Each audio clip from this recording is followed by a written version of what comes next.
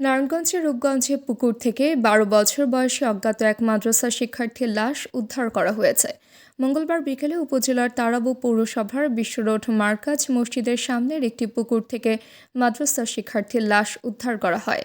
রূপগঞ্জ থানার উপপরিদর্শক এসআই জয়নাল আবেদিন বলেন, মঙ্গলবার বিকেলে এক মাদ্রাসা শিক্ষার্থীর লাশ ভেসে থাকতে দেখে 999-এ কল দিয়ে বিষয়টি জানায়। পরে পুলিশ ঘটনাস্থলে এসে পুকুর থেকে লাশ উদ্ধার করে ময়নাতদন্তের জন্য মর্গে পাঠায়।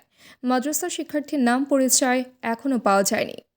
প্রথমে আমরা 999-এর মাধ্যমে সংবাদ পাই যে এখানে একটা পুকুরে একটা লাশ ভাসতেছে। এই সংবাদের মাধ্যমে থানা থেকে আমাকে অবহিত করা হলে আমি আমার সঙ্গে ফোর্স নিয়ে আমি এখানে আসি। লাশটা আমরা উঠাই দেখি প্রাথমিকভাবে এখানে দেখি কিছু সিমটম দেখতে পাচ্ছি যে ছেলেটা মাদ্রাসার ছাত্র। মাদ্রাসার কিছু তার পাঞ্জাবি টুপি উপরে ছিল, তো সে পানিতে ভাসতেছিল। এলাকার লোকজন সংবাদ পাওয়ার ভিত্তিতে আমরা আসছি, এসে লাশের সুরতাল রিপোর্ট প্রস্তুত করছি। এখানে 2টা নাম্বার ছিল, 2টা নাম্বারে যোগাযোগ করার চেষ্টা করছি, 2টা নাম্বারে তাকে চিনে না। তো এখন আমরা লাশ সুরতাল রিপোর্ট করে আমি পোস্টমর্টম ব্যবস্থা করতেছি। আর লাশে শনাক্ত করার জন্য আমরা যা যাবতীয় কার্যক্রম গ্রহণ করতেছি। যদি লাশ শনাক্ত হয় তা পরবর্তী ব্যবস্থা নিব, আর শনাক্ত না হলেও আমাদের যা নিয়মিত প্রসিডিউর সেটা আমরা প্রসিডিউর চালাচ্ছি আর কি। ধন্যবাদ। তাবাসসুম হকানিকা, দৈনিক আজকের বাংলা।